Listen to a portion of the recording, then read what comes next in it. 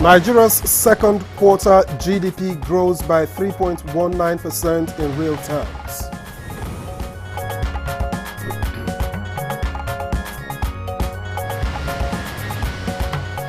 President Tinubu appoints new Directors General for National Intelligence Agency and Department of State Services.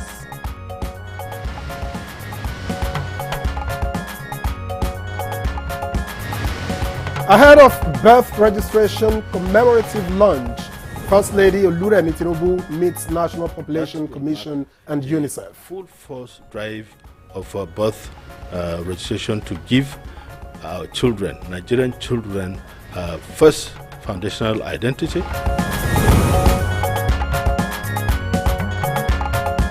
And good morning, Nigeria. Today we shall discuss protecting power installations.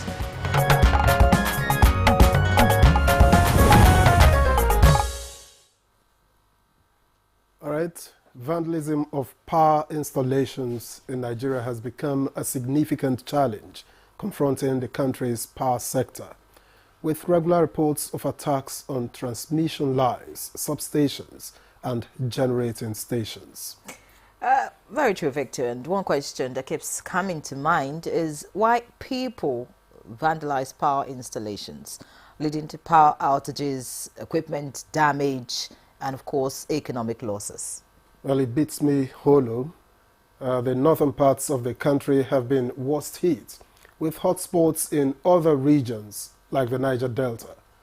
Suspects include criminals, militant groups, and disgruntled elements.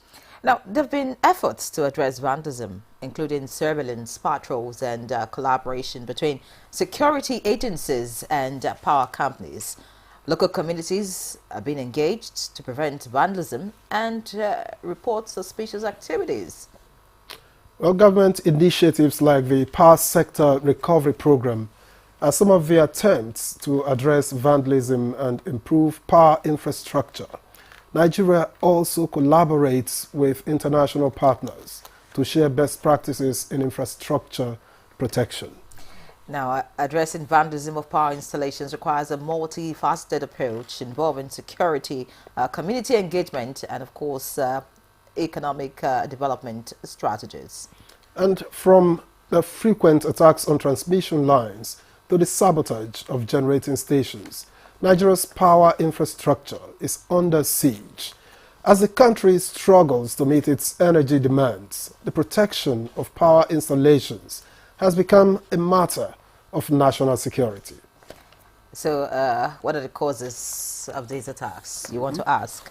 And how can government, security agencies and private operators work together to safeguard these critical assets? Well, join us as we shine the light on this important issue and explore ways to secure Nigeria's power future. Welcome to the program. I am Victor Azu. And I'm Henry John. I join Victor to welcome you to the program. This program is reaching you live on the network service of the NTA, Africa's largest television network. In the course of the program, we shall have the newspaper review when Chukwudi Okoli will join us. But for now, let's join Ogo Chukwuka Ona for the morning news. Good morning, Ogo. How are you doing? Very well. Thank you, Ian Ray and Victor. Very good morning to you and to you Nigerians. Thank you for joining us. Nigeria's gross domestic product, GDP, grew by 3.19% year-on-year in real terms in the second quarter of 2024. Figures released Monday morning by the National Bureau of Statistics indicate that the GDP growth was higher than the 2.98% recorded in the first quarter of 2024 and higher than the 2.51% of the second quarter of 2023. The performance of the GDP in the second quarter of 2024 was driven by the services sector, which recorded a growth of 3.79%. Agricultural sector grew by 1.41%, and the industry sector grew by 3.53%, an improvement from minus 1.94% recorded in the second quarter of 2023. In the quarter under review, aggregate GDP at basic price stood at 60,930,058 kobo in nominal terms. This performance is higher when compared to the second quarter of 2023, which recorded aggregate GDP of 52,103,927 kobo, indicating a year-on-year nominal growth of 16.94%. And in the meantime, President Bola Tinubu has welcomed the latest report by the National Bureau of Statistics on the state of the economy as the country's gross national products posted another growth. According to NBS, the real growth grew by 3.2% year-on-year in quarter 2, higher than the 2.51% recorded in the same period of 2023.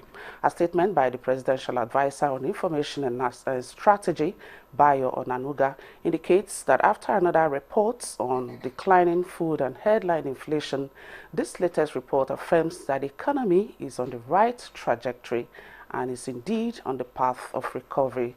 The administration reiterates that this government will continue to work assiduously to rekindle Nigerians' hope and confidence, assuring that President Tinubu is working to build a solid and resilient economy.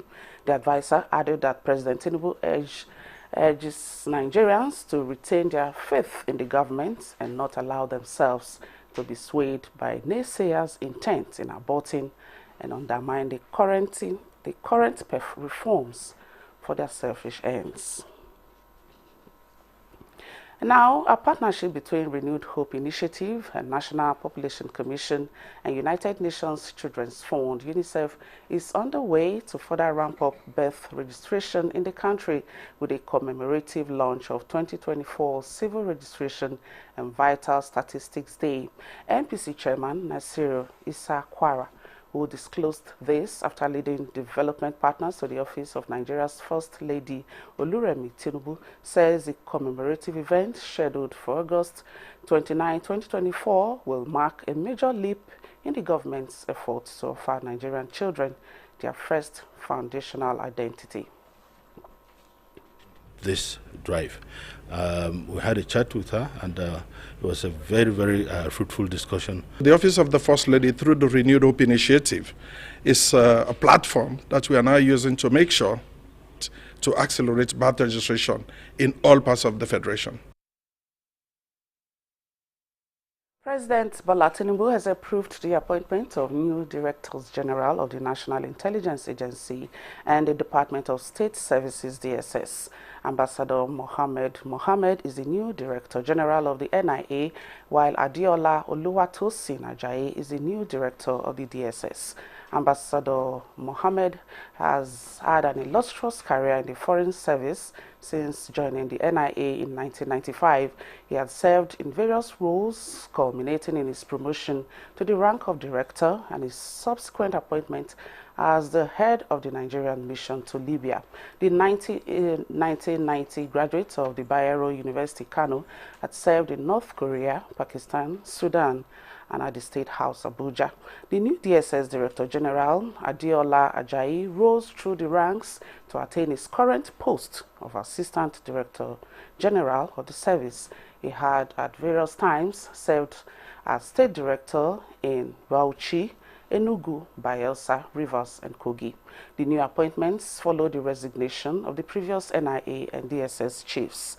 President Tinubu, in a release by the Special Advisor to the President on Media and Publicity, Ajuri Ngelali, expects that the new security chiefs will work assiduously to reposition the two intelligence agencies for better results and charges them to bring their experience to bear in tackling the security challenges bedeviling the country through enhanced collaboration with sister agencies and in surgical alignment with the Office of the National Security Advisor.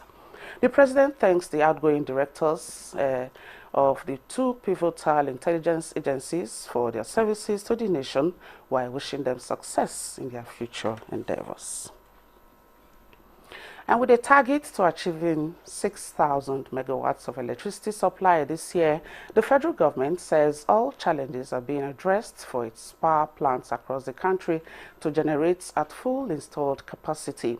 New Managing Director of Niger Delta Power Holding Company, Jennifer Adigije, says with the renewed vigor of the present administration to ensure energy efficiency, national integrated power plants are capable to deliver 6,000 megawatts of electricity. Already, the federal government has commenced payment of debt-owned gas companies to ensure availability of gas to power.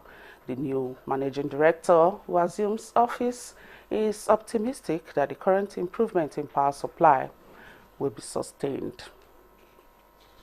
Funded project in the off-grid public sector funded project in the entire world. And the target of that project is to electrify 17.5 million Nigerians. And those are the highlights of the news at this time. The program Good Morning Nigeria will continue with Victor and Ere after the commercial break. Please don't go away.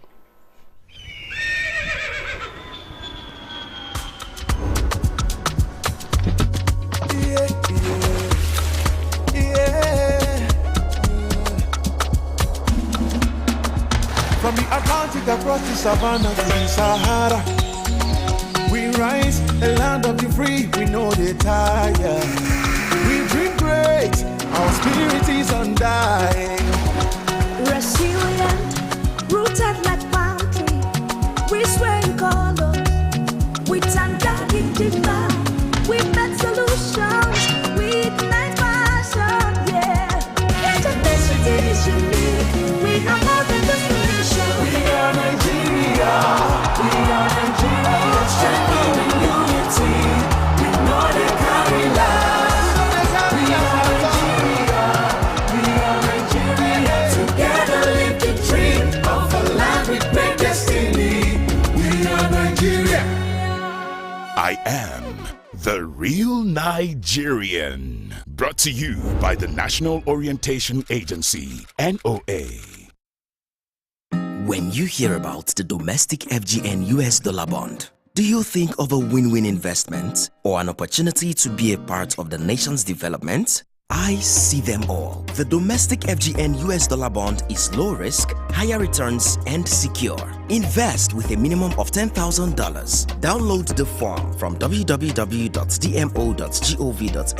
Complete and submit with your evidence of payment to any of the issuing houses, financial advisors, or receiving banks. The offer is open to Nigerian residents, Nigerians with savings abroad, Nigerian diaspora, and institutional investors. For more information, consult your bankers or financial advisors on how to invest in the domestic FGN US dollar bond. Be part of something greater. The domestic FGN US dollar bond. Let's prosper together. Imagine a world where your potential isn't limited by your bank account, where your financial dreams can become reality. That world is here with the Nigerian Consumer Credit Corporation scheme, Credico. Credico is one of President Tinubu's initiatives designed to put the power of consumer credit in the hands of working Nigerians. Here to help you achieve your goals, whether it's providing for your family or expanding your home or business. Visit www.credico.ng today for details. This is the renewed hope. A new edition of TV Guide is out. This time, we got up close and personal with a transformational legislator, the Deputy President of the Senate, distinguished Senator Barrel Jibrin. It created a difference in terms of representation through interventions that have brought an unprecedented infrastructural development to my area. This edition is a compendium of mind-blowing stories for your reading pleasure, ranging from technology, entertainment, economy, media, politics, family, and lots more. It is indeed a park of excitement as we take you through every aspect of life. Pick up your copy and get abreast with issues and trending features within our space. TV Guide, very incisive, very educative and compelling. Grab a copy at the vendor near you or any NTA station nationwide. TV Guide, your indispensable companion. We must all join hands to work had, so that we build a country for our grandchildren. My hope is that we develop as a nation where every citizen is given his due right. There is transparency, honesty, and integrity. Put the interests of this country first and foremost. Interests of Nigeria is being one nation, one people. The need, if I mean, to put things right, things that have gone wrong before, to try and put right. For this, for the love of country.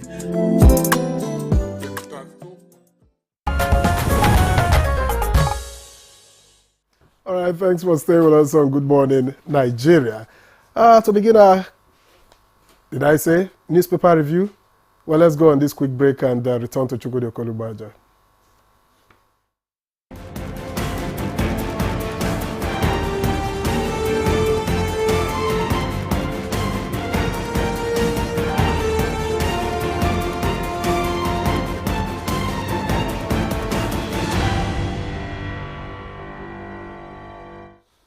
All right, we already have with us Chukwudi Okolubaja. Good morning to you, sir. Morning. How are you today, Nyere? Very well, and you? I'm okay. Victor, good morning. Good morning. How are you? I'm all right. If a Franco, you won't understand French. It's still cold. All right, we should communicate in the language that viewers would understand. So we'll take the papers in English. And the lead story on the front page of the leadership here says, insecurity, that's the kicker. Waves of change as Tinubu rejigs NIA, DSS, the riders. Mohammed replaces Rufai. Ajayi takes over from Bichi. Experts set agenda for new DGs. That's on page 4 of the leadership newspaper. Away from that, beside the lead story, we have Atiku Muazu Lamido pay tributes to Emir of Ningi. All of that on page 19. And Professor emerges LG chairmanship candidate. Page 22 has that. You want to find out the state. And a very sad one from Borno State. Borno commissioner found dead in own room. That's on page 15. And Mpox updates. Parasitologists seek increased awareness. All of that on page 7. Above the masthead, Niger governor redeems 250 million naira pledge to leadership young person of the year. That's actually the tricycle rider in Kano who returned 15 million naira he found in his tricycle. So of course, honesty pays. All right, so let's look away from that now and see what the blueprint has for us. Tinubu excited as GDP rises to 3.19% in second quarter. The riders services sector drives non-oil growth. Waleke identifies CBN rate hike, high petroleum products as reasons. Okay, details of all of that. You can pick up a copy of the blueprint. Away from that story, Kaduna is the kicker of this one. 8 months after colleagues' abduction, NARD begins nationwide strike. That's the Nigerian Association of Resident Doctors. Below that, we can see a picture story of some very excited women on the front page of the blueprint. And we have police confirm arrest of 97 Shiites over Abuja attack. Page 10 has that. Tinubu appoints new DGs of NIA and DSS. Of course, that's on all the papers this morning. And 3 die of suspected diphtheria outbreak in Zaria. That's on page 19. Soldiers kill suspected terrorists in Kaduna, recover arms. You want to see what's going on. And of course, just below the masthead, we have this one. Why under 17 pupils can't take WASC NECO exams, according to Minister. Very sad for those caught in this web. Page 7 has all the details of that. And unclaimed dividend rises to 250 billion naira in March 2024. All right, so it's about time to leave the blueprint, but let's see what the sports column has. AFCON qualifiers, Eguavon, Mikalop Osime, and Lukman. That's on page 32. Victor. All right, and let's get to the Tribune, the Nigerian Tribune.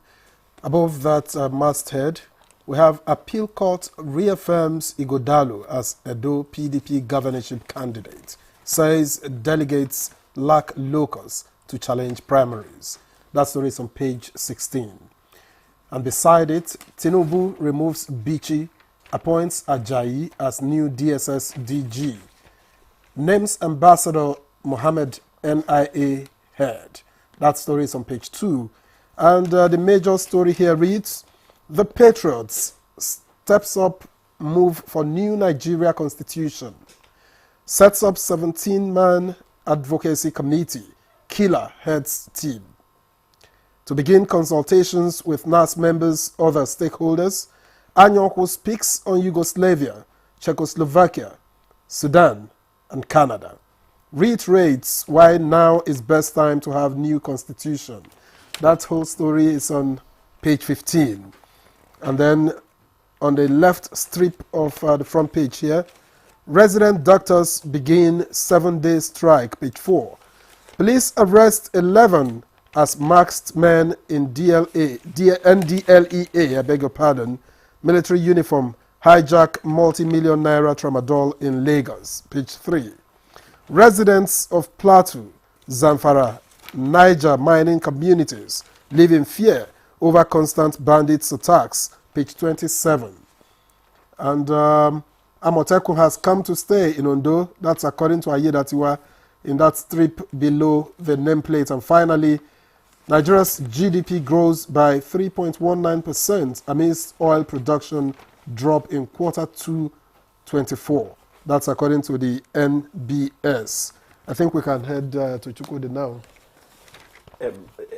What did you just read? That it grew by a 3 point what? 3.19 as reported by the Nigerian Tribune. It grew to 3.19. It didn't grow by 3.19. The English of it is very important. Indeed, because that sets this a different message entirely. Exactly. It grew by 3.19 minus 2.51 in the corresponding period in 2020. Which was not stated. Yeah. We have to be very accurate as journalists. Very important. It's not an English class, though. It's good news. You know, I've always said here, without sounding like a sycophant, that I think this government is on the right path. It just came in at a point when things were so low in terms of morale, in terms of realities surrounding our feeding, our health care, and all that. I think they are on the right path, but that does not make them excellent men. So it is very important that we keep nudging from the side. There's always room for improvement. Very important, but it is good news. I said, for instance, the other time, that part of the reason the hunger grew too much was that it was the lean period. We are going to get into harvest. You can see tomatoes have dropped to 2,000. What does my friend Conscience call it? That dustbin, container. Dustbin basket. Dustbin basket. From the 15,000 I paid at Orozo about 2 months ago. So these things, some of them are seasonal, some of them are periodical, but let us say that the Nigerian economy will grow. But I personally am looking for what's going to really make this economy grow more than anything else. It is fighting corruption. Fighting corruption. Then the mining sector, which is being reawakened now, when it gets into full throttle, you're going to find out that this country has a lot of help. I was at the mining ministry just about six days ago, and I told the lady, hey, you guys have a small office, but your assignment is so big. Do you really understand how much mining can do for this country? We all laughed. But there is hope. When we begin to reactivate some of the moribund, comatose, assets this country has, we're going to get better, a lot better. But government, keep fighting. We're still in the woods. It's a very good one, Mm-hmm. I am still, confused about the attack on policemen by the IMN, Islamic Movement of Nigeria.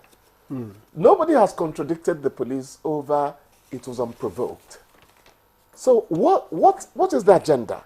First of all, they are prescribed.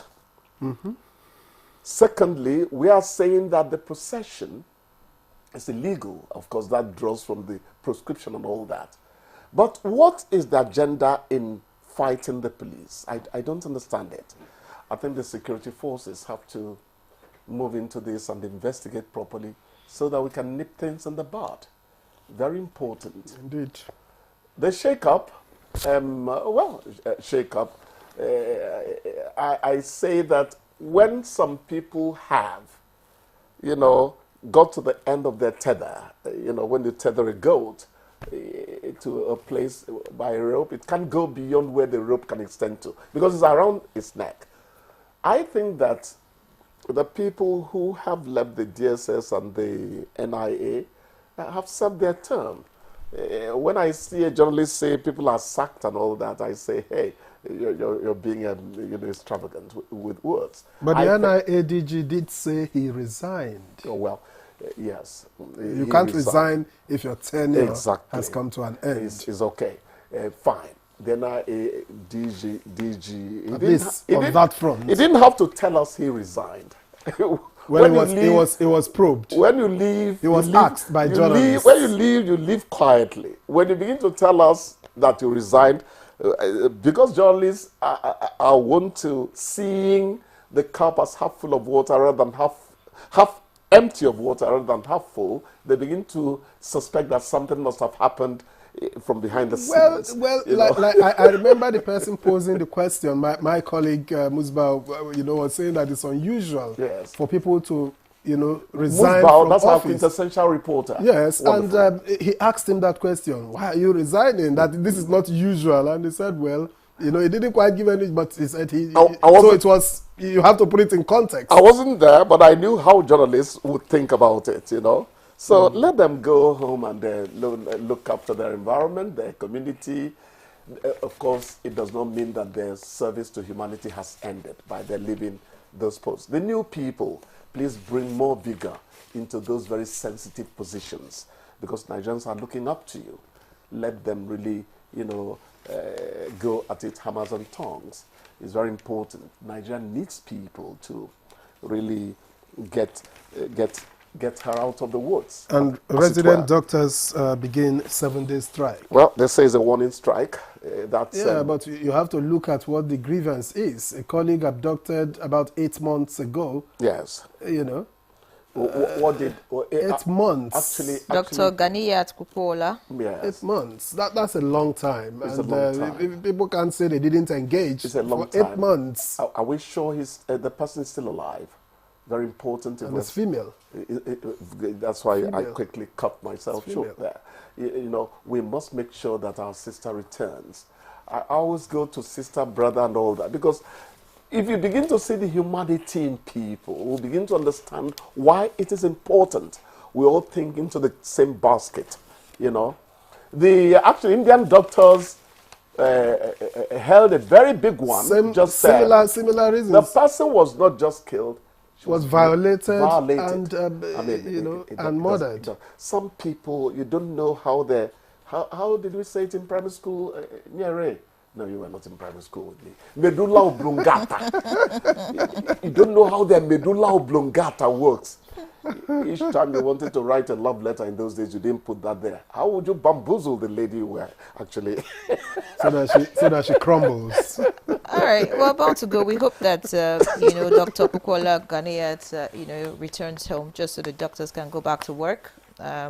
This strike would not do us good as a nation. It won't at all. Very sad That's one. talking functionally. Yeah, so we just hope that things return to normal in the health sector.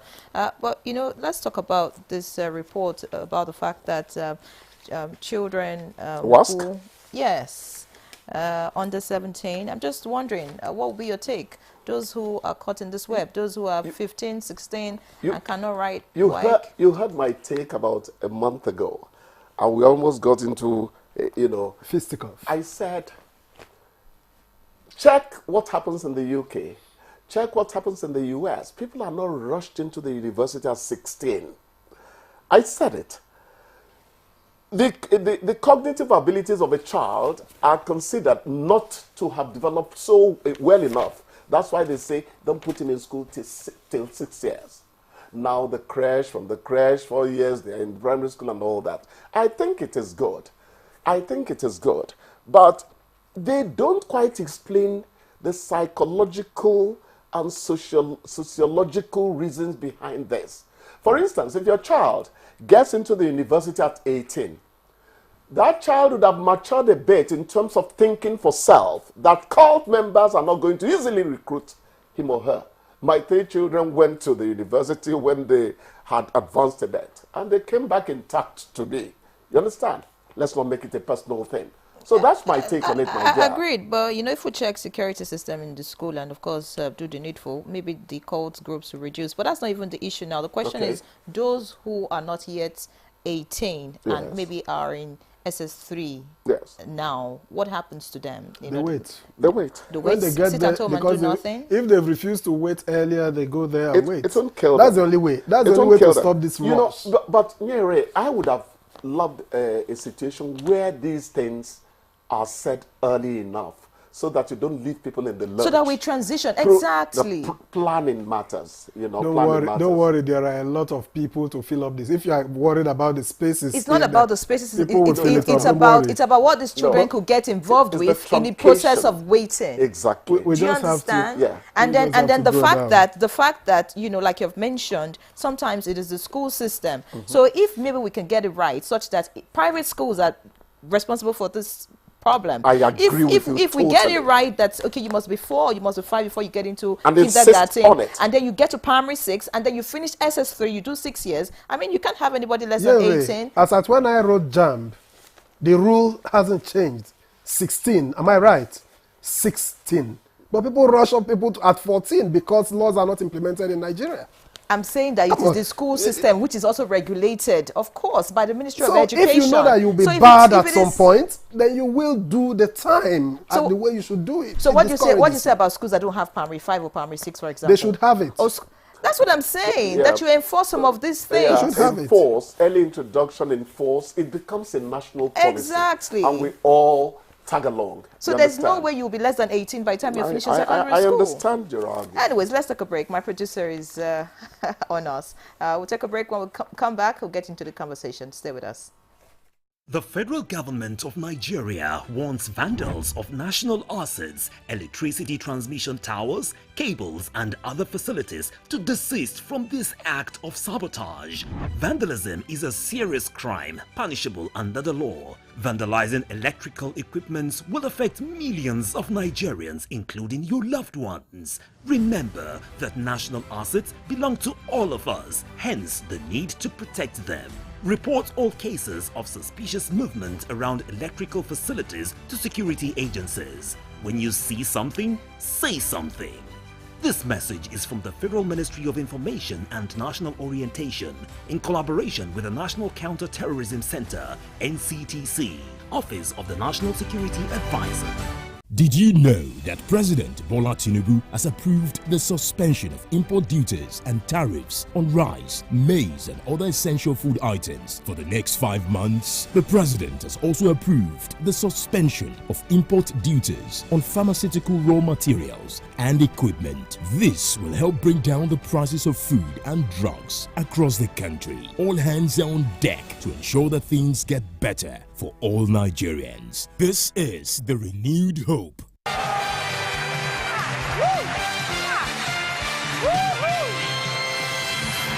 Can you smell the 5 million naira? Yeah. We can. Can you smell the 5 million naira? Yeah. Name something that might be a deal breaker for you in a romantic relationship. Trust. Cheating. I would say small D. Mommy, are you shy? Can't see. We are coping. Oluwa Seun. No pressure.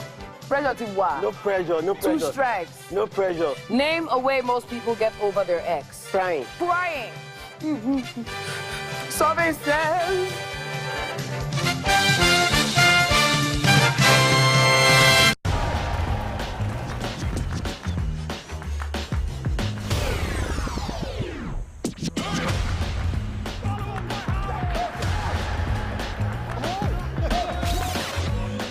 season. Enjoy all the better moments with GoTV. Your football party GoTV. They give you better deal of decoder plus GoTenna for only 19,900 naira. Make you enjoy correct football action live on Top Super Sport. GoTV. Love it. Nigeria means a lot to me. And Nigeria means peaceful cohesion. My country. We continue to pray, and then hopefully we will come to understand that unity of purpose, unity of living together. Our ethnic beliefs and background and culture is our strength. Ever since the amalgamation period of 1914 to date, about 109 years ago, the people of Nigeria live very peacefully with one another. I think diversity helps a lot to enhance robust development in Nigeria. All over the country, you have so many ethnic groups, over 250. That is enough to tell you that this is a blessed country, and that God has kept, together as one indivisible entity.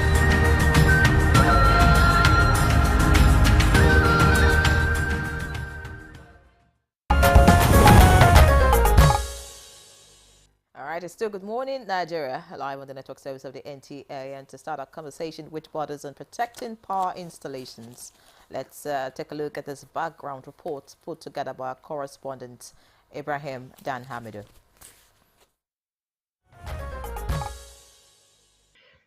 Nigeria's power sector is a complex network of transmission lines, substations and distribution systems that form the backbone of the country's economy. However, this critical infrastructure is facing unprecedented threats. In recent years, a surge in attacks on power installations has led to disruptions in electricity supply, resulting in significant financial losses and economic instability. The protection of power installations is a multifaceted challenge that requires more than just security personnel and surveillance cameras. It demands a comprehensive approach that includes legislative protocols, public awareness, and collaboration between the government, security agencies, and the public. Security experts and power sector analysts emphasize that critical national assets and infrastructures, such as power installations, are essential for ensuring a stable and reliable supply of electricity. The federal government has taken steps to enhance the security of these critical infrastructures, including the deployment of special task forces and the establishment of dedicated security units. However, the question remains, are citizens playing their part in protecting these critical infrastructures? On Good Morning Nigeria, our guests will discuss the threats posed by saboteurs to Nigeria's power sector and explore ways to implement effective security measures, foster collaboration, and support the country's progress. Join us as we examine the challenges and opportunities in protecting Nigeria's power installations and ensuring a stable electricity supply for all. All right, thank you very much, Ibrahim Dan Hamidou, for that background report. And to get us into the conversation proper, let me start by introducing here in the studio Engineer Emmanuel Oluwagbenga Ajiboye. He is the Executive Director, Transmission Service Provider, TSP, Transmission Company of Nigeria, TCN. Thank you for joining us on Good Morning Nigeria. Good morning. Good morning, Nigeria. All right, also joining us here in the studio, let me introduce Dr. Kabiru Adamu, Security Risk Expert. It's a pleasure, as always, to welcome you to Good Morning Nigeria. The pleasure is mine. Good morning. All right, we also have our guest joining us from Lagos. Let me introduce Honorable Dabo Ismail Haruna, Chairman, House Committee on Critical Assets. He is House of Representatives member representing Toro Federal Constituency of Bauchi State. Deputy Chairman, House Committee on Critical Assets, Honorable Haruna. Many thanks for joining us.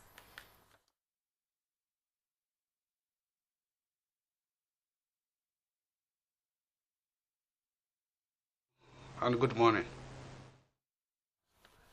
Beginning from here in the studio, let me speak with Engineer Jiboye. What do we know about the level of vandalism of power installations across the country as we speak? Presently is enormous.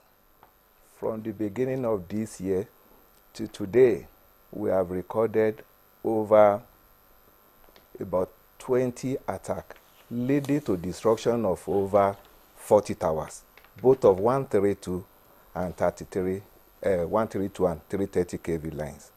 And this is colossal cost of repairing. As I used to tell people, the cost of repairing could have been channeled to new projects which are being hindered by the work. Presently, from January to the year, we have lost in Borno so many towers, which we even re-erected. Third day they blasted two, Tower 193, 194. We are reconstructing it now. We are at the last stage of supply power to Maiduguri again. We are on that one. When you go to Oshogbo, they destroyed tower, but fortunately for us, the vandals, they were caught overnight. They are at Ijebu-Jesha police station now.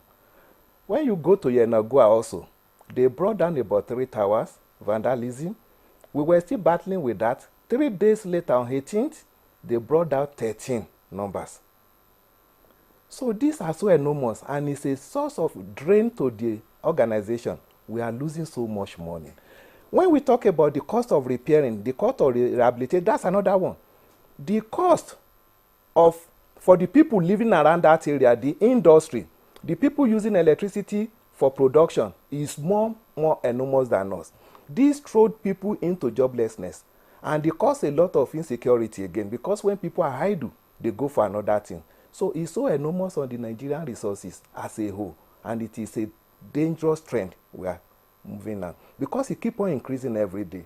Though we have been working with other security agents, and they have been assisting, they have been helping us. Like in the Maiduguri case, they have been able to arrest the truckload of our material being taken out. So also in Oshogbo, they have done that. In Ihoda also, it was done. But we still need to put more effort, as we have been talking to community, because these lines traverse more than 5,000 kilometers in different terrain, on sea, in the bush. So it is very difficult to be able to monitor them real time. But we are already working on another way of monitoring this line. But it's only the cost of that device, and the system is so enormous. All right, Engineer Jiboye, talking about power installations being destroyed and vandalized, of course, didn't start today, from what you have said, and is increasing by the day. You're talking about monitoring device being expensive. So why has the TCN not, put a lot of effort and channeled resources in monitoring and protecting these power installations instead of having to repair them after they have been vandalized? As I said, we are putting effort. But you see, it is a custom-made devices, which we have consulted so many people. We have invited for presentation. We are even in discussion with the Office of National Security Advisor on this. We have taken it to them. They are not what to get off shelf. It's going to be designed specifically for this location. And so many people have brought proposal. Look at the cost now. When we are talking about an asset, for viability of any project, you only use 10% of the cost of that asset to protect it. In a situation whereby I want to protect my asset, and in the next 4 years, the cost of protecting the asset outweighs the cost of the asset, what sense is in that? So it is not economically viable to deploy those technologies now, because they are not homegrown. And we are now talking to the federal government. How can we achieve this one? It's too big for TCN. So that is the major constraint we are having now. We have been going on this issue, and we have been discussing how can we achieve this. Most of those facilities cannot even be brought to Nigeria without license and certification from either Nigeria. You have to use it in conjunction with Nigerian Air Force. Some of them have gone there, and the license they ask them to pay, they ask us whether they should pay. We say, no, don't pay yet until we agree whether we are going ahead or not. But now presently, that is the way, the limitation we are having. It's not only that. In everywhere in the world, we are in business. Mm-hmm. We cannot transfer this cost to consumer, because we have to earn that money. If we expend it on the project, we have to earn it from the market. And the market is so volatile now that it doesn't, to increase the tariff for electricity will be another thing. Presently, that is the constraint we are having, but we are not stopping there. I understand. Anyway, when you say that you are looking at, of course, if you want to protect this teacup, for instance, you are not going to be spending ₦1 million protecting a teacup. Yes. It wouldn't make any sense. I get that. We'll get back here to talk about the security issues around it, but let me quickly get to Honorable Dabo, who's joined us from Lagos. It's a pleasure to see you again, Honorable Ismail Dabo, our representative. The last time you were here, we were asking, what legal frameworks there are to protect some of these assets. And that question will have to pop up again because the last question that Engineer Jiboye asked was, how can we do this? And I'm going to throw that to you. What efforts are legislators making? Of course, your committee encapsulates embodies what these efforts should be, to secure, to ensure that there's enough deterrence to those who may want to damage installations like these, public assets, that is. What are the efforts being made as per legislation at the moment?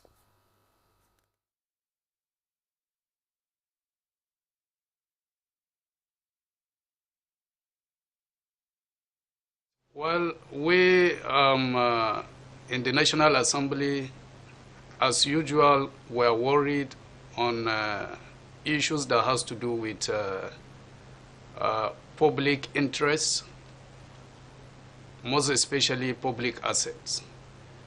Under my committee, which is Public Assets Committee, is a newly created committee to look into these kind of issues, how to address them, how to make our assets to be properly utilized and well managed at all levels, not only TCN or the power companies and so on. No, general assets of the government, to see how we can give proper legislation that will give a serious check and protection to those assets.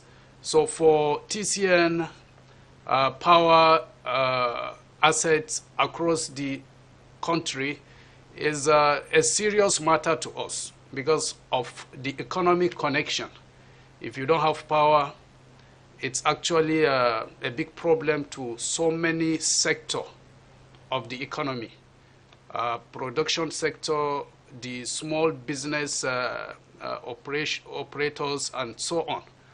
So it's really a worrisome situation to us, and we're looking at so many amendments, so many proposal and recommendation that we'll make to straighten the way and manner we protect our national assets. So that is it for now. Thank you.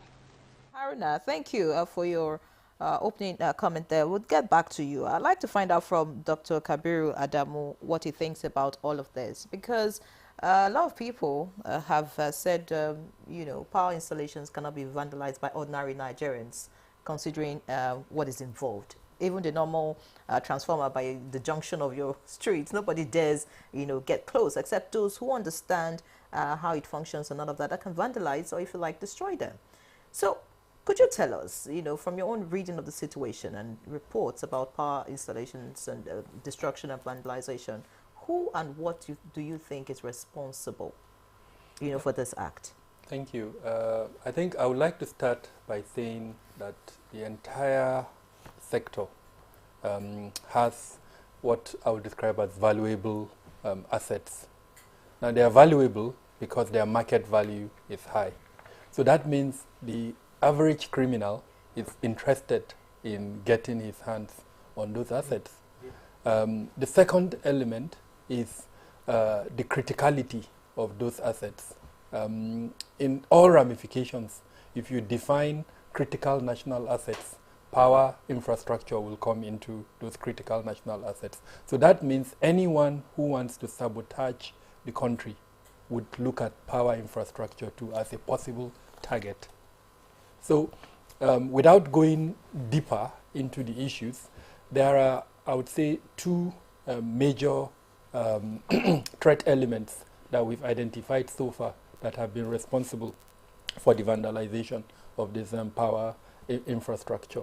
Number one, which I hate to speak about, the ideological non-state actors that are operating, especially in the northeast of the country. As far back as 2021, they came out with what they call a campaign on economy. And they identified their leader then, who has been killed. I'm talking of Islamic State in particular. They came out with what they call a fatwa and instructed their members to start attacking national power infrastructure. And it was from that time that we started seeing attacks in places like Gombe up until Borno, and then, of course, leading down to recently in Kaduna State. So that's number one. The second one are the criminal groups who are doing it for pecuniary benefits. They attack, they are able to retrieve whatever it is that they've attacked and then find a way to sell it into the market. Now, if we isolate those two, I agree with you that it would take someone who has an understanding of the power sector. Because, I mean, a layman like me, if you present a transformer to me, I don't know, if I touch it, I'm going to be electrocuted. So it has to be somebody who understands that sector. And that brings me to the third element, which is aggrieved persons within the power sector themselves.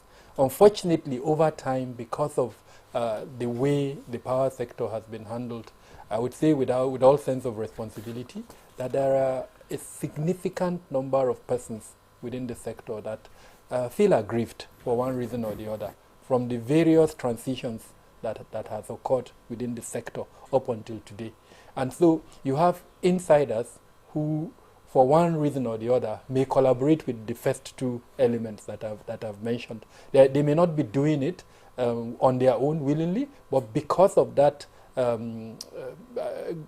grief that they have with the, it could be the distribution companies, it could be with TCN, or it could be any of the other elements within the sector.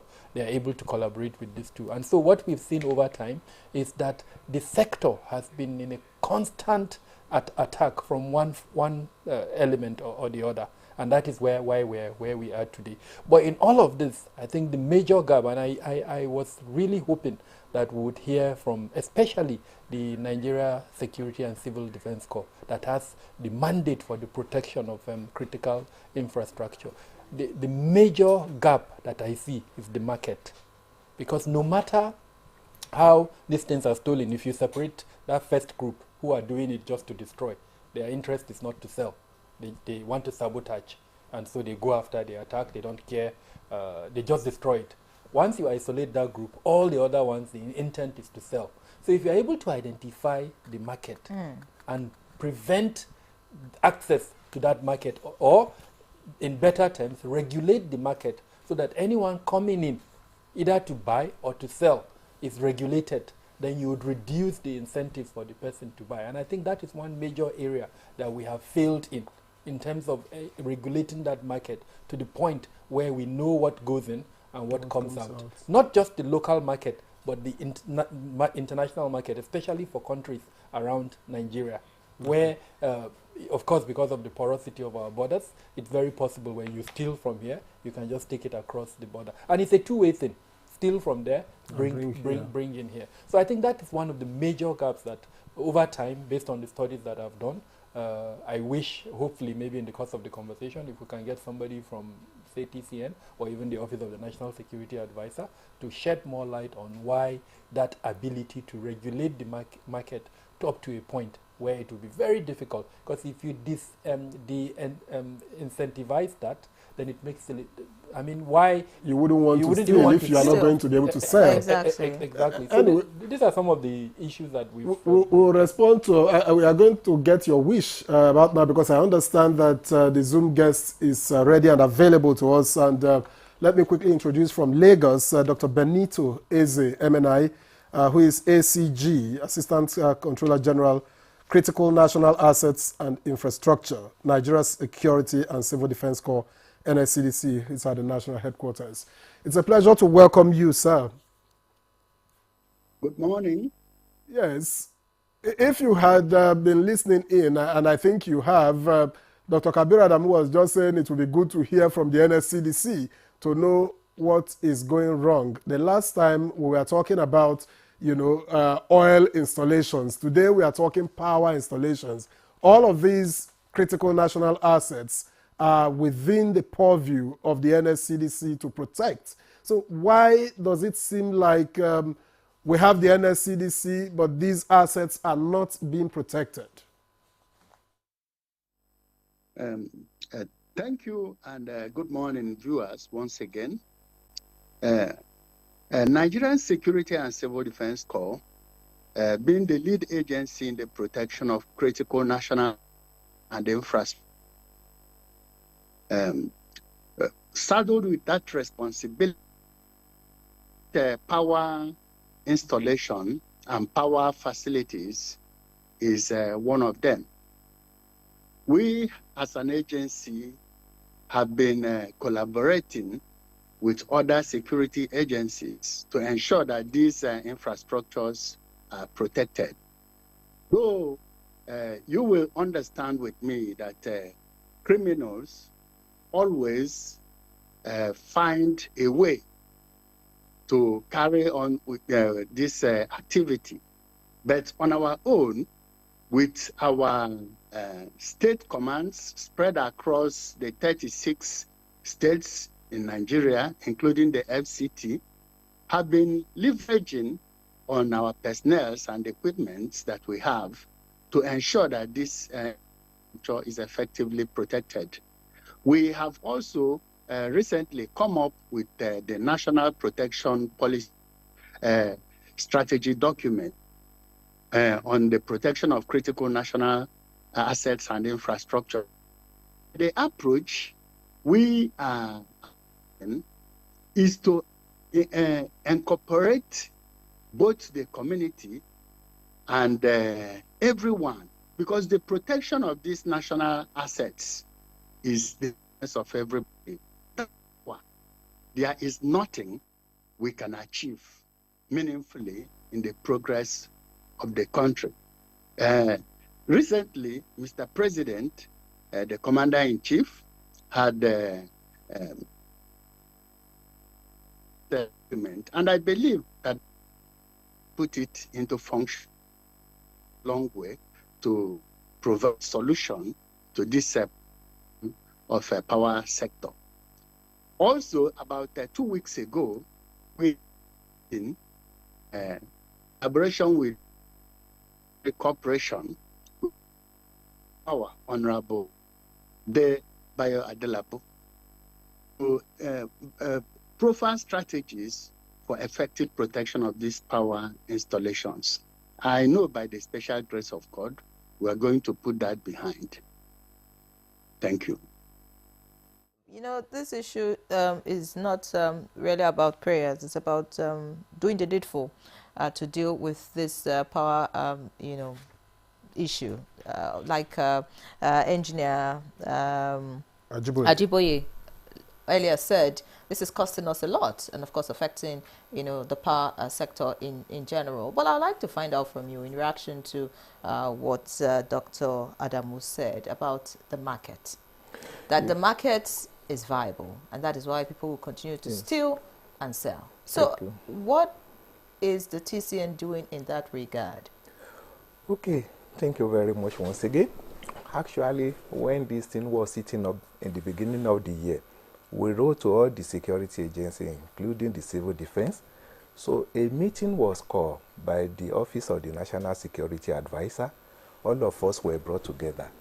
Incidentally, what we realized, most of the attack in Abuja was done with IED. So the Ministry of Solid Resource and Mineral was also coming because they regulate that market of explosive in Nigeria. So we are trying to come together with a framework. Even the civil defense were there, military were there, Air Force, all of us were there. We have identified the market. Most of this scrap are being sold to this smelting company. And we have given the name of all in Nigeria to the office of NSA. So they are working in a way to checkmate them. So if you even steal it, you will not be able to sell. And the culprit we are looking for, and because we learned that there is enough law to be used, but unfortunately it's not coming to the limelight. We are trying to be, from the office, they are trying to call the Ministry of Justice, Internal Affairs, to harmonize all those things, so that whoever, because we realize that you catch some people that destroy asset of 800 million naira, you sentence them to 3 months imprisonment or to pay 50,000 naira. So this is so discouraging, even when you arrest somebody and you know this will be the end that has destroyed those assets. So we have been working together, all of us. So from the office of a National Security Advisor, we have done a lot. And I think they will be in the stage of doing this law and sending it to the National Assembly on how to be able to tackle this, because we have worked together. So many things we discussed in that meeting. From all that you have discovered, you know, I mean, over the years about how power installations have been vandalized, do you suspect that those in the power sector are responsible for the vandalism? According to doctor, the aggrieved one might be. But let us get one thing clear. Most of the people working in power sector, they don't do most of the construction. We have EPC contractor that does it. They engage different people. After the termination or the completion of the project, those people are thrown back into open market. They can be collaborators. But let me tell you, nobody, especially in TCN, I can hold brief for TCN. For you, you know the cost of the asset. You know that is where you are being paid, especially now that we have gotten into energy deregulated market, that we earn money from the market, that you know if you are not being paid from the market, you might not get your salary. And you are being well paid, you will never be participating in that. You will not be interested in that because you know the strength, the strain on us whenever this thing happens. So I will rule it out that no reasonable person, no logical person, any money from any of this infrastructure will go for the destruction of the infrastructure. But that leaves us open to the unreasonable ones. And the unreasonable ones want to look at how much they're going to make from that black market and compare what you're paying them. If this pays them better, they become unreasonable, they go ahead. Well, let me tell you, TCN, we have very dedicated work staff, very dedicated, that are well trained. Apart from the fact that we can have bad egg, which I'm not ruling out, but it's very rare. Because you know what it even means by being suspected. We have disciplinary measure that will make sure you are dismissed or sacked. You will lose all the benefits that is enormous for you to live with for the rest of your life, and you will be tarnished. So I can brief that none of us in TCN will be interested in that. All right. So thank you very much, Engineer Ajiboye. Let's get back to Dr. Adamu now. You have told us what you think, you know, is responsible for what we see and those who are likely to be the culprits of this. But in trying to deal with this challenge, you know, listening to Engineer Ajiboye talk about protecting these infrastructure may cost more than the infrastructure itself. Do you think there's another way to go around this? Yes. With all sense of responsibility. I would start by recognizing that our dear President Bola Ahmed Tinubu, in his Renewed Hope agenda, has as one of the imperatives the desire to develop a framework for protecting critical national infrastructure, which we've agreed that the power assets will come into that. And I think part of what the engineer mentioned is that is being done by the Office of the National Security Advisor with the collaboration of Ministry of Interior, which the NSCDC comes under, the Ministry of Defense, and several other ministries actually. So we're hoping, and this is a call for action actually to the Office of the National Security Advisor and the collaborating ministries to quickly develop that framework, because it is that framework that will allow all the powers of government and our national powers to come together to protect this critical national infrastructure. The criticality of power to our national development cannot be overemphasized. We can spend the next God knows how many hours discussing that, but the positive correlation between stable power and our need for growth and development, I don't think there's any other sector that can support that. So it is imperative that the Office of the National Security Advisor and these other collaborative ministries quickly develop that framework. And if it requires any amendment to our laws, let the National Assembly also, with that sense of urgency, support that as quickly as possible. Now, having said that, in risk management, especially security risk management, you look at two critical risks, and luckily we have the ED of the TCN here with us, the internal risks. So I hear him when he absolves TCN staff, but there is this saying that trust is good, but control is better. So I'm hoping, I don't yet know, but I'm hoping if it exists, fine. If it doesn't exist, I'm hoping that, sir, you will work on it. Have an internal framework for monitoring and managing risk. People, especially with this cost of living crisis that we have at the moment, the tendency for people to run south is extremely high. So that's why, yes, trust them, but have control measures in place that can identify red flags. And then once those red flags are identified, of course, you deal with them. So that's for internal risk. And, you know, there are so many issues under internal risk. Fraud is an example. Drug addiction is an example. Gambling is an example. If someone has all of these things, the likelihood that he will be corrupt is extremely high. So when you have mechanisms internally for identifying those things and dealing with them, it reduces the tendency for occurrence. And because the power sector has a lot of players within it, and TCN is just one of those players, I'm hoping that this will extend to all the other players within the sector, including vendors and contractors. Because once there is no system in place that brings all the players together, if no matter how good one is, if the others are quote unquote bad, it will affect the capacity and of TCN, for instance, to perform. So that's for internal risk. Having a risk management framework that identifies internal risk and then deals with it in a manner that does not affect the functions of the organization.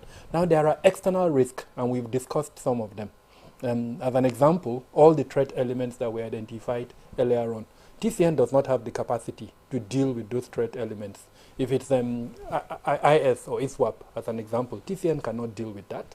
If it's the organized criminals who would target those infrastructure, TCN cannot deal with it. So developing a security risk management framework and a plan that incorporates, especially what the NSCDC mentioned earlier on, not just our capacity as a state to prevent, but our capacity to involve local players, especially the communities, in the protection of that national assets, I think is one area. And in doing this, I think the type of sensitization that we do, especially the awareness campaign that we do, to show the communities the relevance of power to their lives, you know, all across, from production to health to education to security. If you explain to the community that, look, if you have power, this is what happens.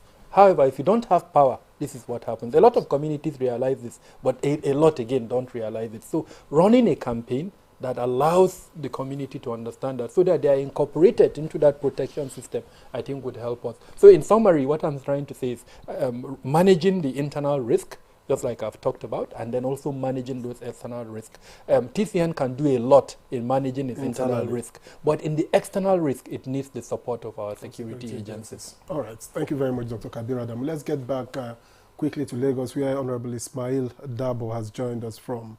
Honorable, you have learned from the contributions we have had so far. The TCN man talks about, you know, the need to have security agencies on their side. The security agency is saying, well, they need collaboration. And Dr. Kabir Adamu is talking about, you know, has given an analysis of what needs to be done, whether internally or, you know, externally. But we are looking at deterrence on one part. We are looking at regulating the market on the other hand. How can legislation help in these cases?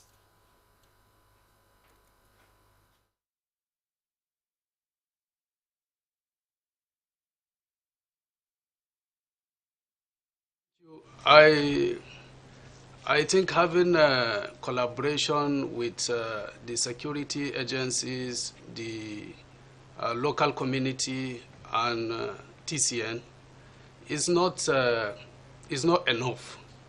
We need to move from operating in such a manner that we cannot dictate what will happen in the next minute, 1 hour, 2 hours. We have to think outside the box. For example, there is no way you will continue to make use of people that cannot dictate when problems are coming or when people are about to attack our public assets. You take actions, security agencies normally takes actions after the criminals must have committed the crime. Then they begin to look into it on how to take action. We must advance our technology. We must use technology to prevent all the public assets, especially the transmission towards. Let's have a surveillance that can cover more than 5 kilometers or 4 kilometers. They can monitor it when the vandals are about to attack the power towers, the towers. The security agencies will actually see what is going on, and they will take action immediately. But when you said you are leaving all this protection to the local community or to security agencies for them to be alerted when these people are vandalizing, because they are corporate vandals and is a syndicate, is a serious matter that the government have to look into. There is no way a vandal will use more than 1, 2, 3, 4, 5 days vandalizing power or so many heavy equipment. And you will tell me that the security agencies or the officials of TCN and other personnel are not aware. This is a serious process. They took their time to do all these things and they transport it. In the course of transportation, we have a lot of checking points, security checking points from one location to another. And they are seeing all these things going on. So we need to do more. The TCN and the security agencies, let them meet and look on how they can get a serious modernized surveillance that can cover at least 5 or 4 kilometers away from the towers so that they can be able to protect it. And in the National Assembly, will look into some of the laws that need to be amended in order to give the security agencies, even the TCN and other distribution companies, the power companies, a clean platform for them to operate effectively and efficiently when there is need for that. Honorable Haruna, very valid point you have made, and of course we want to see those laws, as soon as possible. But of course, some of the comments that you have made would lead me now to Dr. Eze, the Assistant Commandant General of the NSCDC. I'm sure you listened to Honorable Haruna talk about how, this crime is being committed. It's not something that happens in a few seconds. The NSCDC has the mandate to protect its infrastructure. Is the NCDC thinking outside of the box? Because every day we still kept hearing of, these power installations being vandalized, destroyed, if you like, all kinds of things going on. What is the NSCDC doing exactly? And how is it possible that this crime can take place for days? They're moved to other locations without the NSCDC matching them power for power? That's the primary responsibility. Thank you so much. And I appreciate the contribution of Honorable Haruna. The issue of this vandalization on these power infrastructures, most especially on the towers, as he rightly mentioned, is a syndicated approach. They operate as cartels. And even those vandals, they have their own intelligence system. to monitor the movement of these security operatives. But on our own, we are deploying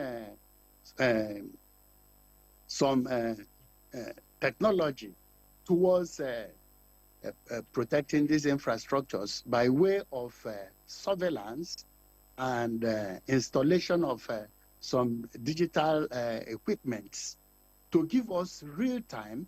And even we have gone further to deploy intelligence to get intelligence. Even we relate with the locals where these towers are located. But let me inform you that some of these towers are actually situated in a very remote area. Some of the areas are even very, very difficult to access. Taking, for instance, the incident that happened, was it in April this year, towards Suleja, Niger area. My personnel, they had to literally stay in the bush for almost 3 weeks. And that was why, what contributed to the success we recorded during that time, because these vandals, when we got the intelligence that these vandals were moving towards the Niger and the Suleja axis. So we had to deploy our personnel who collaborated with these locals to get intelligence. And we maintained static deployment of personnel. And that was why we recorded good success. So as the vandals are increasing their own way of intelligence and operation, we are also making necessary effort. And even the proposals we have made, we are working on deployment of real-time equipment, technology equipment, so that we can get information on time before the deed is done. Because anything we are doing or coming after the vandals have already carried out their activity, I don't think is proactive. But we are trying to see the way we can deploy this technology so that it can give us a proactive response. Exactly. Dr. Eze, you've spoken my mind by saying reacting after the deed has been done is not proactive of the NSCDC. But you made a comment earlier about the fact that the vandals also have intelligence and monitor security operators. And listening to Engineer Ajiboye at the start of this conversation, he talked about over 40 towers being vandalized this year alone. If you want to compare that with what the NSCDC has been able to do you think that these vandals overpower the NSCDC, or that the NSCDC lacks the capacity to carry out its mandate?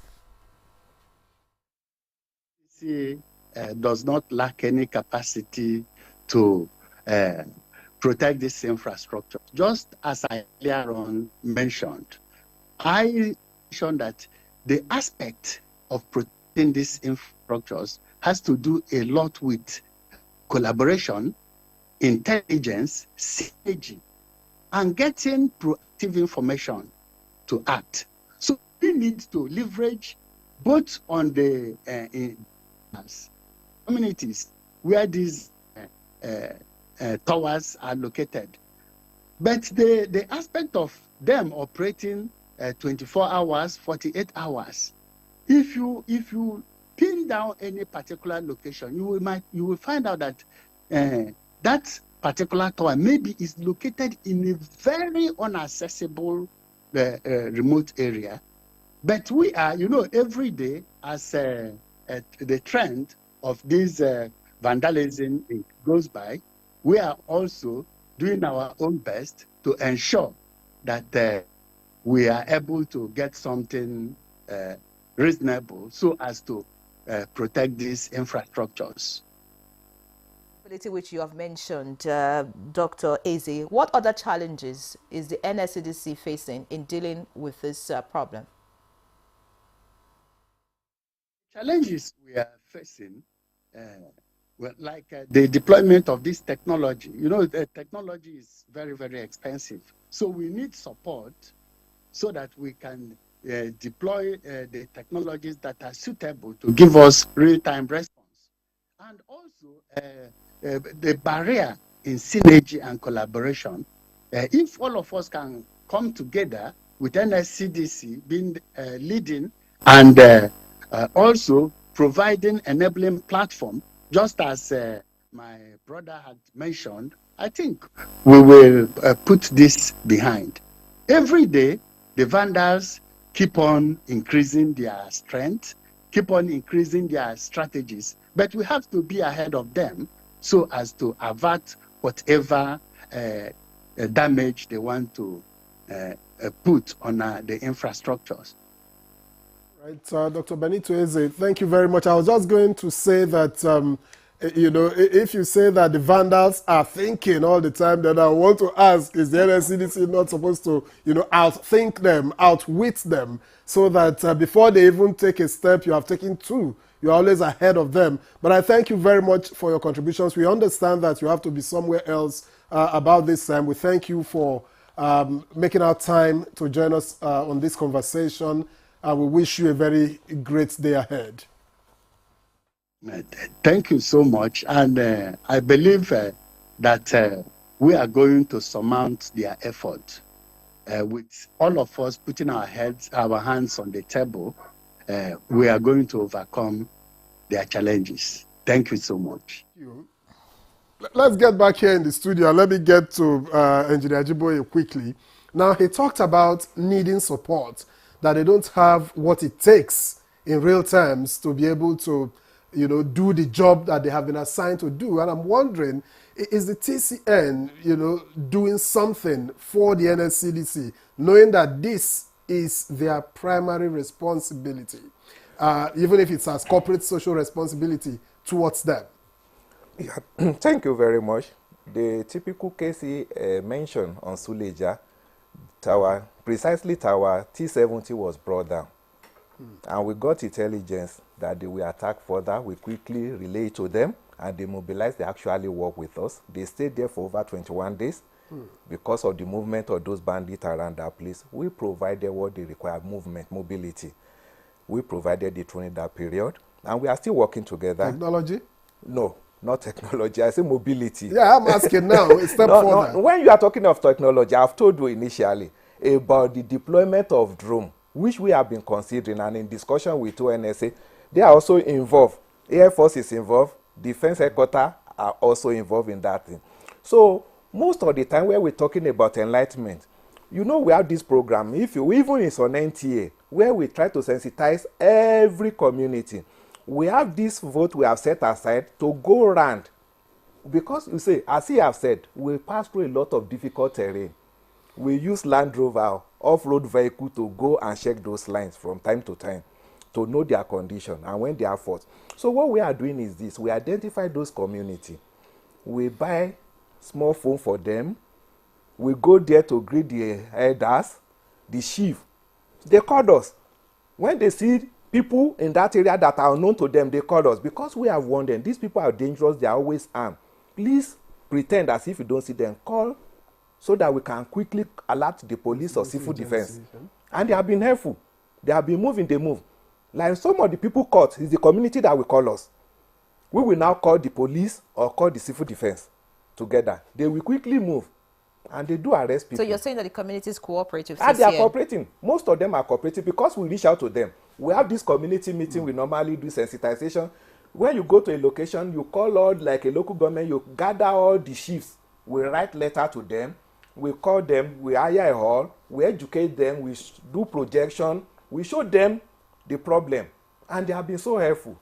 They will call us. Beyond having engagement with them, town hall meetings and all of that, what else is TCN? I know it's not in your purview, but of course you can attract some of this development to those communities. They talked about inaccessibility, for example. You want to site a power station somewhere and the road is inaccessible or you have a lot of barriers. What, you know, is the TCN thinking in that regard, you know, to speak with the right you know, channels, you know, just to make sure that these communities get one or two things that would, of course, make them want to help the TCN and protect these power installations? Yeah, we work with them. We try to provide, as our corporate social responsibility vote can accommodate. So in some community, depending, you know, we are divided into region. We mandate some region. Please assess these people, like grading of the road. If we want to move our heavy equipment to our site, most of the time, it is very difficult. If the road is bad, we cannot move a big transformer. We normally do the grading of the road, try to make it more tolerable when we are working. So those are the little we can do. You know, the percentage of what we can put on CSR is minimal throughout the whole federation. As I've told you, TCN has 177 substations. Only? Only?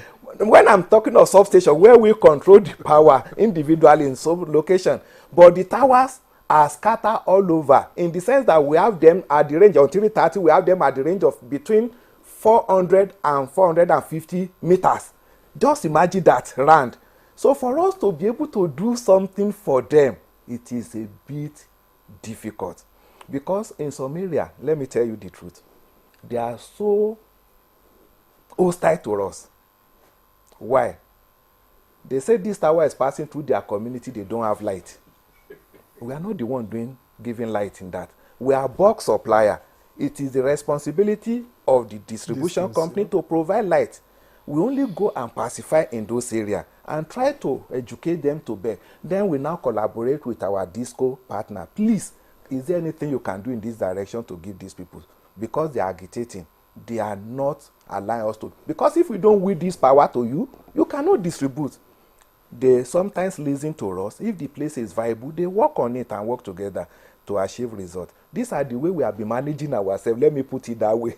We have been managing ourselves with the No, but community. of course, you need to do more of that management, because it actually makes sense, for a community to be demanding for power supply when a cable is passing through their community. I mean, because of course it takes away their farmland, it takes away access to that area. For example, they are giving you their land to be able to do all of that. So yes, you want some of those demands, and that's why I asked you about what the TCN is doing for some of these communities, just so that they show support. But I'd like to get to you, Dr. Kabiru Adamu. We have talked about the issues, and I like the position of Honorable Haruna about this, that maybe the security operatives are not doing enough. Maybe they are not thinking outside the box. Maybe they're not taking a step ahead of these vandals, because imagine individuals, just a group of individuals, outpowering a security service owned by the federal government, managed with public funds. So you begin to ask, what is going on? So what would be your recommendation, speaking to security operatives who are mandated to protect the power installations? Maybe let me start with speaking to the dear Honorable that is together with us. Apart from legislation, another power, as it were, that the legislators have is oversight. They also have the power of the budget. They know how much they have provided to, let's say, the NSCDC. And when they provide that, the NSCDC gives them a breakdown of what it wants to do with that money. Now, if the protection of critical national infrastructure is within the budgetary demands by NSDC, and the National Assembly approves that budget, then it makes a lot of sense that during oversight, just like the Honorable has told us, I mean, if I will quote him, theft of power infrastructure will occur for hours or days. Now, during oversight, I expect that his committee will sit with the relevant security organizations, starting from NSCDC and the other ones that have mandate for protection of national assets, to ask them, hey, we've given you X amount of money, but just like we've been told, 40 incidents resulting in the collapse of 20 towers. Come on. Even if you are in primary school and they give you that statistics, that's a failure. And so I expect our legislature to sit with the security agencies and ask them during oversight conversations and discussions, why is this thing happening? You've asked for money, we've given you money, but yet these things are happening. But having said that, and I still go back to the point made by Engineer Ajiboye, protection of critical national assets requires collaboration of several agencies. Surveillance, I didn't want to go into the details of the external risks that were discussed earlier on, but the protection of our critical national assets there are so many responsibilities that comes to my mind when we discuss that. Surveillance, as an example. Engineer Jiboy talked about how expensive technology is. Yes, technology is expensive, but I make bold to say it mustn't be the TCN that would buy that technology. As an example, we have a National Space Center. We also have NICOMSAT. We also have several other organizations. Now, I don't know the details of the conversations going on at the Office of the National Security Advisor, but if the Ministry of Science and Technology is involved, then I hope that the agencies under Ministry of Science and Technology would also be brought on board. Surveillance can be done in different forms. The simplest surveillance is by the community, which we've discussed. It doesn't cost much, except for what the engineer has mentioned. But if you want that sophisticated kind of surveillance that requires either drones or requires space technology, it's possible, but it mustn't be done by TCN. If we already have an agency of government that has that responsibility, how do you extend a handshake to that agency of government so that the services being rendered to us as Nigerians can be extended to this very critical national infrastructure? And that is the role that the National Assembly should play. Because all of I talked about legislation, I talked about oversight, I talked about budgeting. Now, in doing that, I'm hoping that the committees that have that responsibility would remove their cap and think in that manner to say, okay, what is the expertise that is required to achieve, what do we want to achieve? Protect critical national infrastructure. And every agency of government that had that responsibility should be put together in one room to say, bring your contribution. If every agency in government says it wants to carry it itself, frankly, we don't even have the money for that. And I think that's part of the challenge that I'm seeing at the moment. All right. Thank you very much, Honorable Dr. Kabira Damu, for your recommendations so far. Of course, we'll take a break now. When we return, we'll get to Honorable Dabo to respond to some of the issues. Please stay with us. The federal government of Nigeria wants vandals of national assets, electricity transmission towers, cables and other facilities to desist from this act of sabotage. Vandalism is a serious crime punishable under the law. Vandalizing electrical equipment will affect millions of Nigerians, including your loved ones. Remember that national assets belong to all of us, hence the need to protect them. Report all cases of suspicious movement around electrical facilities to security agencies. When you see something, say something. This message is from the Federal Ministry of Information and National Orientation in collaboration with the National Counter-Terrorism Center, NCTC, Office of the National Security Advisor. Relief is coming. More wages, reduced costs. Nigeria's national minimum wage is now 70,000 naira and it will be reviewed every 3 years. The federal government will commence immediate implementation and state governments are being encouraged to follow suit. With the presidential CNG initiative, transport costs are coming down. Are you a car owner or a transporter? Visit www.pci.gov.ng to find out how you can benefit from switching to CNG. This is the renewed hope. Meet lovebirds Jayola and Adama Davies. Their dream of living together as man and wife has finally been fulfilled. The latest couple in town. Mr. and Mrs. Giant David! But an invasion by their troublesome families was not a scenario they bargained for. Her mother moves in. His mother shows up with his little niece. Then her younger sister joins the scramble. You want to stay? Married life suddenly becomes very complicated even before it started. Follow their story on this channel as they confront every challenge as it comes. Family forever, the story of our lives.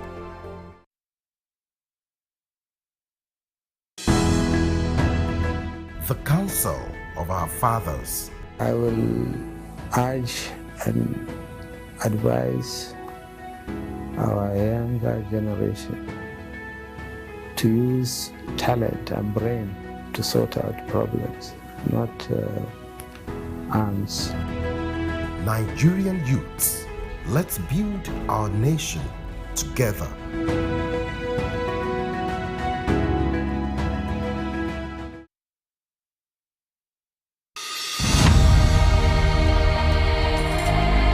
You have to move from the point where you protect and defend your religion to a point where you also recognize the rights of the other person, of the other religion, and protect it.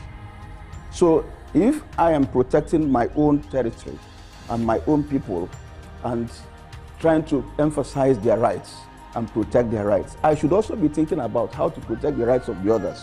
Both Islam and Christianity recognize and defer to God, and both recognize the temporariness of the life of this world, and that ultimately we all go back to God for the day of reckoning, when everybody will render an account of his life on this temporary abode.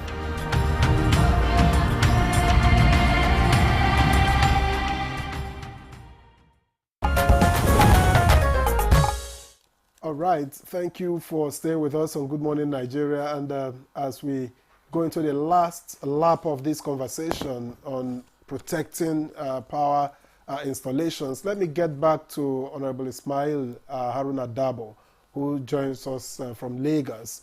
Honorable, you've listened to Dr. Kabir Adamu. He talked about legislation which we have raised earlier. He talked about budgeting, the power of the purse, which the National Assembly has, and then oversight as part of the ways that these issues can also be solved. How do you respond to these?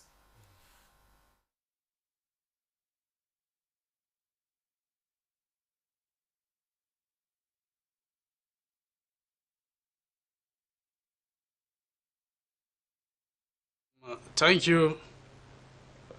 Yes, the National Assembly were responsible for working on the budget, the national budget.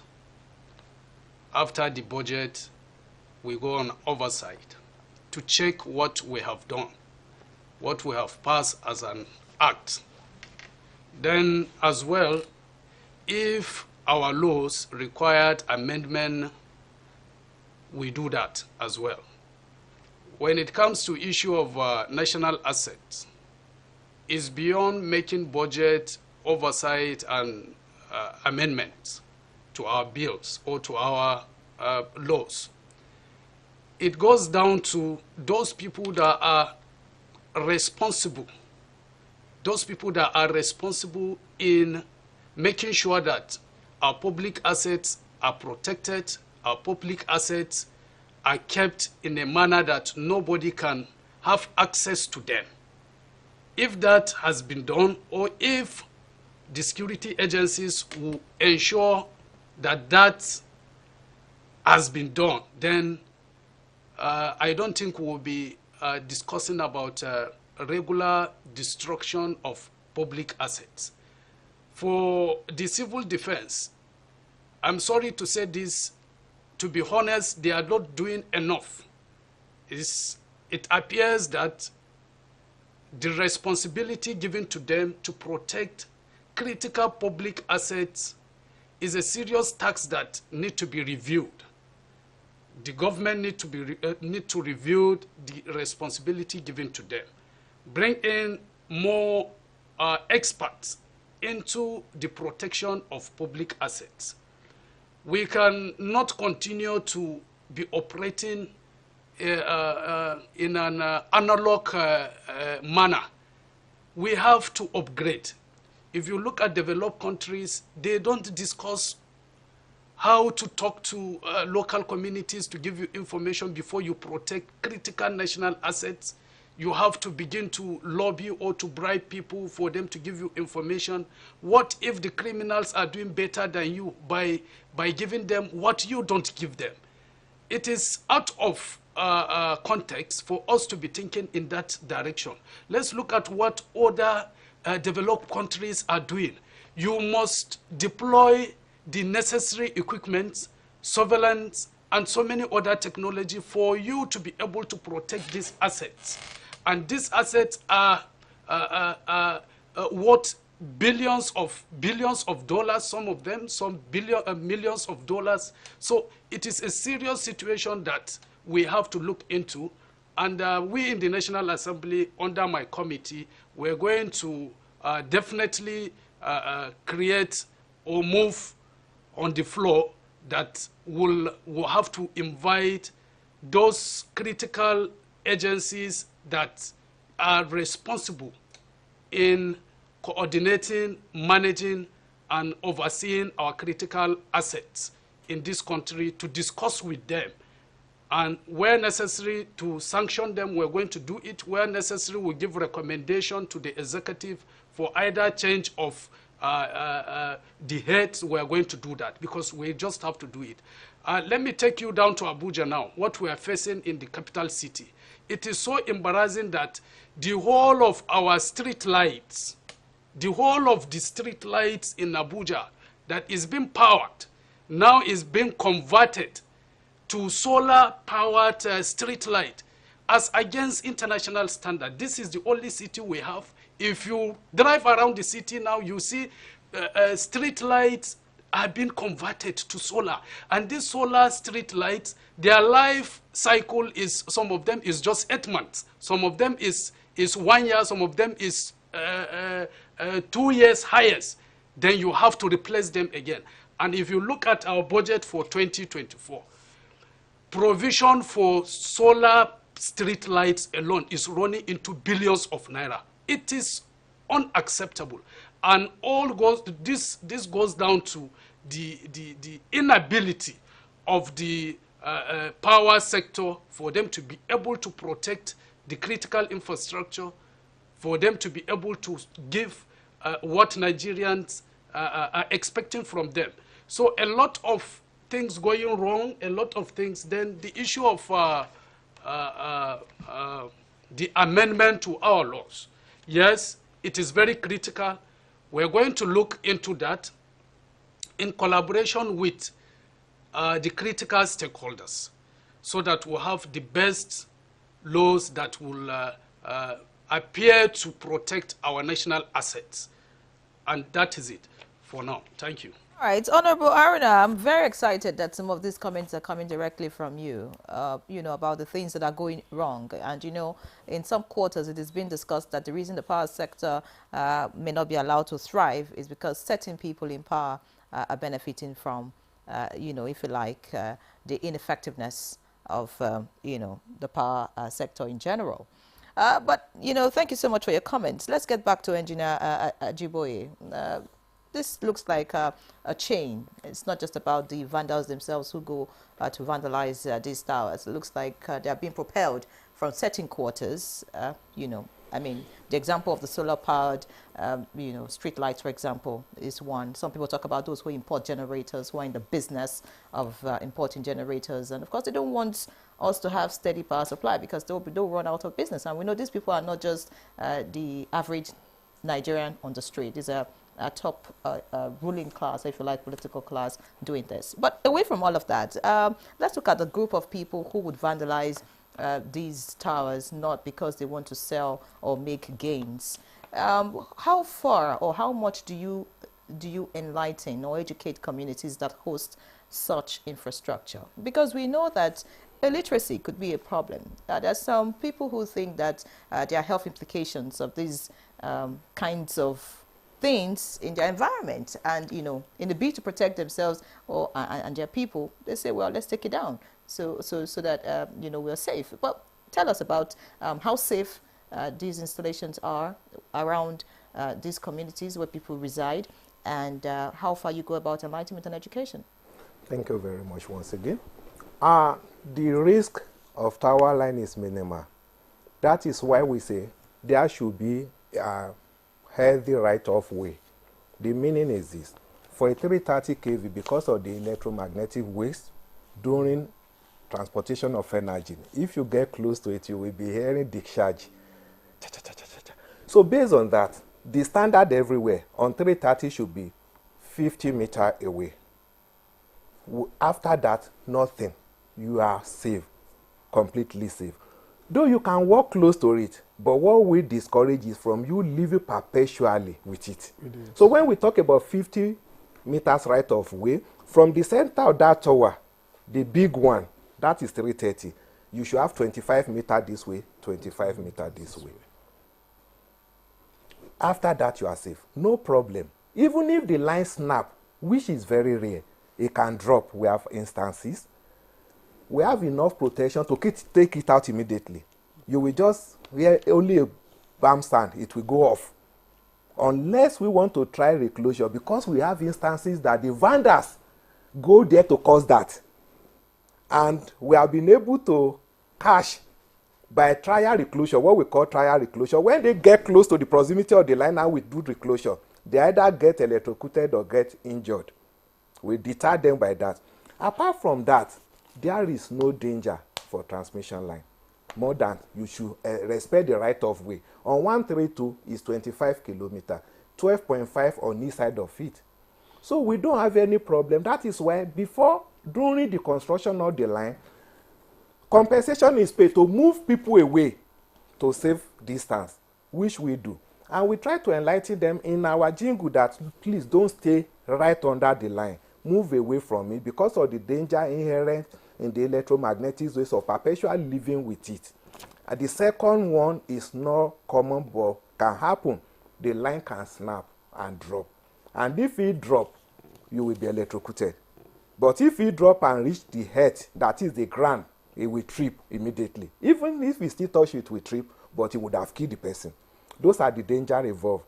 But we made adequate provision for that by paying compensation for all the right of ways before we construct the line and move people away from it. All right. Now, we've been talking about what the National Assembly can do by way of legislation. You have also talked about, the punishment not being enough to deter people who want to vandalize. But have you made recommendations? Have you engaged with the National Assembly, for instance, to say, if we do this, it will help? I don't think that costs anything. Yeah. Directly, we have not done that, but through the NSA, we have done that.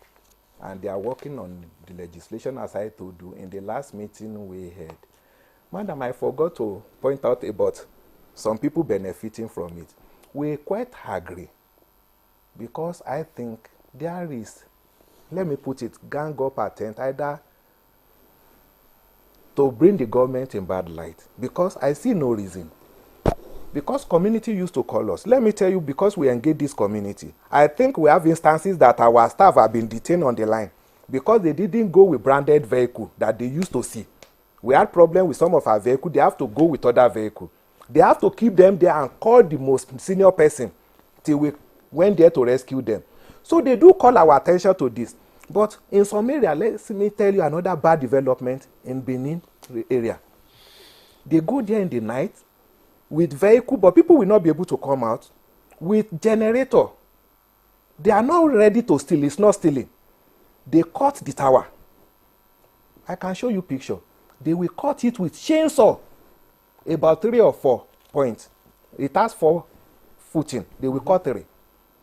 They will go to another place. And you see, when we have serious tidal wind, it will pull it down and pull about 4 or 5. But what's the motivation? That is what I'm telling you. So there'll be darkness. They want to throw everywhere into darkness. Maybe they want to bring down the government, or they want to portray the government in bad light, or somebody that doesn't like TCN want to make sure they want to show the government that they are not working. There is any agency that doesn't have enemies. Oh, you have enemies? There is any agency, because we don't know. We have not been able to identify, to even ask, what is your motive? Why are you bringing this tower down without stealing anything from it? So it do happen. So I think you should go beyond asking, but investigating. You may just be assuming that they cut 3, leave 1. We know they understand the logic. To be sincere with you, that if you cut 3 and there is serious wind, it will fall. Really? Yes. So when it's going down, it doesn't go down alone. They are very heavy, because we use the right material. We determine the wind zone to know the right material to use. If not, if you just construct a tower anywhere without the appropriate check of the weather, the tidal wind, everything, no matter, even if you stand it will bend, it will tilt. So you need to monitor every environmental impact of that location before you design the tower that you are going to put there. But looking at the level of damage happening to your installations, it looks like your enemies are much. And the sooner you address that aspect. We have been addressing it. We have been addressing it. We have been calling people. Maybe now we know the real issue. Maybe the TCN is not doing something right. Or maybe the TCN, is not being able to manage relations properly. And that is why it is the target and all this kind of destruction happening. One of the things we've been recommending, I'm a member of the Risk Management Society of Nigeria, and we've been recommending that every organization should have a strong risk management framework, and I'm almost certain that TCN has. But how effective is the risk management framework in identifying risk? Because risk, there are many. We've been discussing security risk, but there are other risks too that have some form of relationship with security risk. Operational risk as an example, political risk, regulatory risk. So I don't know the capacity of the risk management department within TCN, but maybe if I'm going to recommend to the ED, that's one area to look closely at in terms of improving the capacity of that unit. A good risk management framework will not only deal with existing risk, but can foresee, future risk and address it even before they occur. What kind of intelligence, internal intelligence now, not the security intelligence that police or NSCDs and the others will, or even the NSA identify the enemies within. You remember we talked about internal risk. That's a separate issue altogether. When I'm talking about intelligence, understanding developments, how those developments can impact operations, and then dealing with them. So developments, for instance, political developments, power would be one of the selling points of any government. And if there is an enemy who wants to sabotage the government, it's a vulnerable sector. It can look at power. But that's not TCN's purview, as it were. But it affects TCN. So because that's their business. Exactly. That risk management department should be able to analyze that and say, look, we're noticing this development. This is what we need to do. Or this is our recommendation to you to manage that particular risk. And because there are so many of them, I can't really start and talk about it individually. But the solution is to have a strengthened, effective risk management department that doesn't only look at security risk, but look at all the other variants of risk. Thank you very much, Dr. Kabir Adamu. We are now running out of time, but we can take the last 2 minutes or thereabout to get to Honorable Ismail Dabo in Lagos to give us his closing remarks regarding the conversation so far.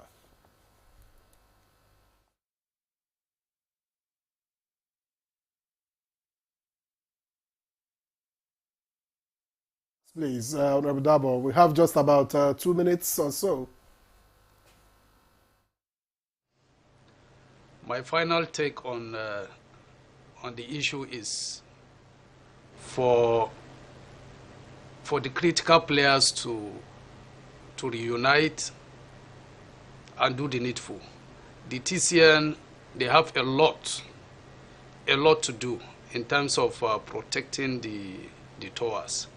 One, they should think out of box by having a robust intelligence through surveillance and modern technology. They have to do that. Yes, making use of local communities, it will be helpful or is helping them in their performance. But they need to do more, and they should also look into their revenue generation. Government cannot, the National Assembly cannot continue to budget public funds to them while we don't see result. Nigeria today, we need at least 30,000 megawatts of electricity daily. But what we are generating as a country today is less than 4,000 megawatts, which is a serious problem to us And that is why we are where we are today in Nigeria. So many challenges. We're so backward in terms of economic development, in terms of employment, Honorable in terms Haruna, of critical. Thank you, Honorable Haruna. Because of time, we'd have to leave it at that point. Thank you for all your comments so far in the course of the program. I'd like Engineer Emmanuel Ajiboye to give us his final words as round of the conversation and tell us what's the generating capacity at the moment. You see, we have two different versions. When you have installed capacity available to generate, is different from the actual generating capacity. Presently, we are hovering around 5,600. But you see, there are different sectors. Sorry, let me be. Generation is more than 12,000 the capacity. But what can the disco take? You don't generate and suspend it in the grid. You have to consume it immediately. So what the disco can take presently is what we are generating, which is about 5,600. We are targeting 6,000 by the end of this year. We need to invest in the disco. So the transmission capacity as a whole, as we have now, what we call is static. When we say static, is simulated generation is about 8,700 as of today. We are also targeted to go to about 10,000. So these are the different things you need to understand about the electricity distribution chain. So my final take is this. It's an appeal on behalf of all the market participants, both disco generation, to the community, where they host our infrastructure. When you see something, please say something. Try to protect this asset for us for now. As we have been talking about drone, talking about this, how do you expect me to protect over 10,000 kilometers of line that is located around 250 meters apart? Not you, TCN. TCN. So, thank you very much.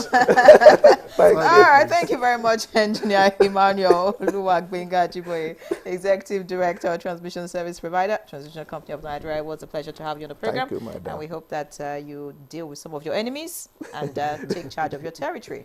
All right, Dr. Kabiru Adamu, Security Risk Expert. It was nice to have you again with us. Always a pleasure having you on the program. The pleasure is mine. Thank you so much. And of course, Honorable Dabo Ismail Haruna, Deputy Chairman, House Committee on Critical Assets. Thank you so much for being a part of Good Morning Nigeria. And we need to thank Dr. Benito AZMNI, Assistant Commandant General, Critical National Asset and Infrastructures, Nigeria Security and Civil Defense Corps, who joined us in the course of the program. So that's Good Morning Nigeria today. Do your part. I'm Nta News24. Have a great day. And I'm Victor, as you enjoy the rest of your day.